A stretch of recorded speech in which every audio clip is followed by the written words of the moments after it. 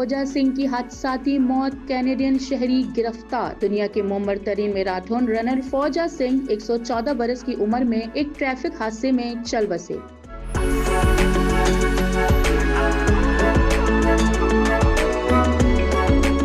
वाकया भारतीय रियासत पंजाब के एक गांव के करीब पेश आया। हादसे के इल्जाम में कैनेडियन निजात शहरी अमृतपाल सिंह ढलोन को गिरफ्तार कर लिया गया, जबकि इनकी टोयोटा फॉर्च्यूनर गाड़ी भी जब्त कर ली गई है। पुलिस के मुताबिक मुलजिम 23 जून को भारत पहुंचा और वकू के वक्त वो गाड़ी खुद चला रहा था। 26 साल अमृतपाल सिंह का कहना है कि उसे हादसे के बाद मीडिया रिपोर्ट से पता चला कि जिस शख्स से हादसा पेश आया वो कोई और नहीं बल्कि लेजेंडरी रनर फौजा सिंह थे।